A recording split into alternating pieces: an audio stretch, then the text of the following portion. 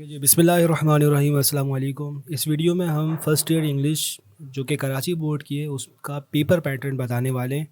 अगर मैं उसकी बुक आपको दिखाऊं तो ये उसकी बुक है जिसका टाइटल पेज आपको कुछ इस तरह नज़र आता है और इसके अंदर आपको फिर यहाँ पर आके इंडेक्स नज़र आती है। सवाल ये पैदा होता है कि इसका पेपर कैसे आता है।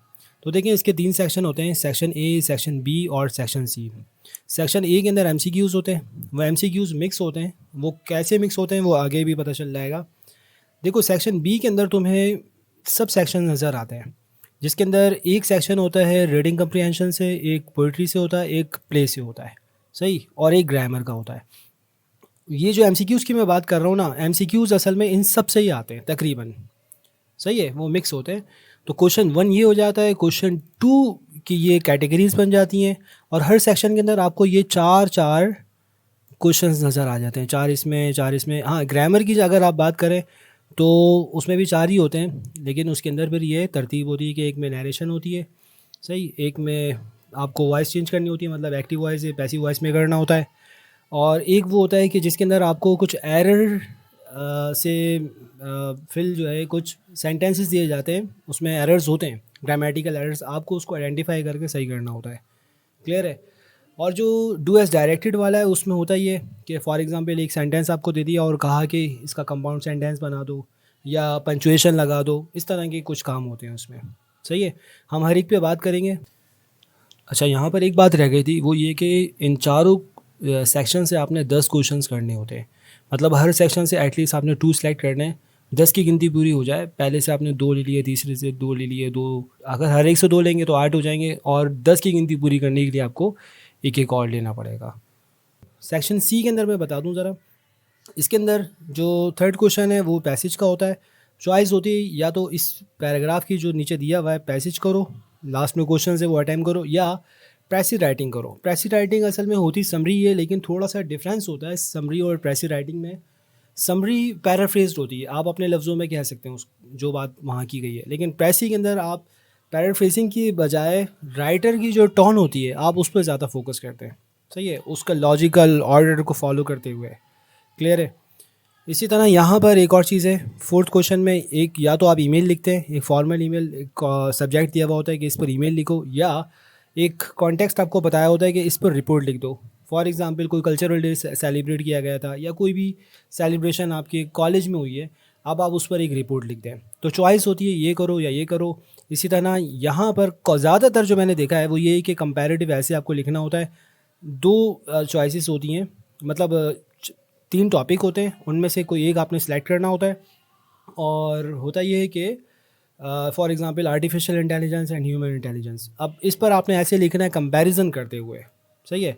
नैरेटिव अकाउंट मैंने एक जगह देखा था कि स्ट्रीट में कोई वाक़या पेश आ गया, उस पर नैरेटिव अकाउंट लिखना है, कैसे हुआ था, क्या था, इस तरह की बातें। छठा जो क्वेश्चन है वो ये कि आपको एक सिचुएशन दी जाती है कि ये एडवर्टीज़मेंट है, इसके लिए आपने कवर लेटर लिखना है सीवी के साथ। तो उम्मीद करते हैं कि आपको ये सारी बातें समझ आ गई होंगी। आने वाली वीडियोस में हम हर टॉपिक को डिस्कस करेंगे, लेकिन इतना यहाँ पर बताता चलूँ कि बहुत सारे टॉपिक्स ऐसे हैं जिसको हमने ऑलरेडी कवर किया हुआ है अपने चैनल पर, और चैनल पर वो वीडियोस मौजूद हैं, जैसे मैं आपको दिखाता हूँ। देखो, जैसे तुम मेरे चैनल पर आते हो तो इस पर वैसे तो डिफरेंट तरह का कंटेंट आपको नज़र आएगा। प्लेलिस्ट के अंदर अगर आप जाते हो तो यहाँ पर हर की मैंने प्लेलिस्ट बनाई हुई है, जैसे इंटरव्यूज़, डिफरेंट फील्ड्स को अगर आप सिलेक्ट करना चाहते हैं। पुराना जो वो कंटेंट था ना, ज़्यादातर उस पर है, तो मैं इसको असल में अपडेट कर रहा हूँ, सही है। देखो, ये फंक्शनल इंग्लिश से रिलेटेड है, जो ग्रामर का तुम्हारा पार्ट कवर कर सकती है, सही है, तो तुम इनको भी देख सकते हो, मर्ज़ी है तुम्हारी। मैं जो चीज़ दिखाना चाहता हूँ वो ये कि अगर आप आके यहाँ पर देखते हैं फर्स्ट ईयर की इंग्लिश का, ये जो कि चैप्टर्स अलग मैंने बनाए थे, डू एस डायरेक्टेड में ये जो डायरेक्ट स्पीच, इनडायरेक्ट स्पीच है वो अलग बनाया था, सही है, तो सब यहाँ पर तुम देख सकते हो। पोएम अलग है तो तुम उसको देख लो। मैं अगर सिर्फ चैप्टर्स ही अगर दिखाता हूँ तो ये वो चैप्टर्स थे जिन पर ऑलरेडी वीडियो तुम्हें मिल जाएगी, कंटेंट है। मैं मज़ीद अपडेट करूँगा, ये पुरानी बुक का कुछ कंटेंट है, ये वाला चैप्टर नई बुक पे भी है, सही है। तो अब अगर मैं आपको बुक आके दिखाता हूँ तो देखो, बुक के अंदर वो जो रीडिंग कम्प्रीहेंशन की हम बात कर रहे थे वो ये है, जहाँ आपको बोर्ड नज़र आ रहा है। देखिए, फर्स्ट चैप्टर, मतलब फर्स्ट जो पार्ट होता है ना हर यूनिट में, 2.1 3.1, 4.1, सही है। इस तरह ये सारा ये रीडिंग कम्प्रीहेंशन से रिलेटेड है। तो वो वाली जो बात हम यहाँ कह रहे थे कि भाई 4 क्वेश्चन रीडिंग कम्प्रीहेंशन से आएंगे, तो वो इस तरह आते हैं। पोइट्री और प्ले की अगर आप बात करें तो देखें यहाँ पर आकर ही आपको पोइट्री की कि ये सब नज़र आ जाते हैं। इस पर ऑलरेडी वीडियो मौजूद है क्योंकि ये पुरानी बुक का ही कंटेंट है, सही है। कुछ ऐसी बातें हैं, मतलब कुछ बुक में आई है वो चीज़, तो मैं उस पर ऑलरेडी बना दूंगा इंशाल्लाह। ऑलरेडी तो भी नहीं कहना चाहिए वैसे मुझे।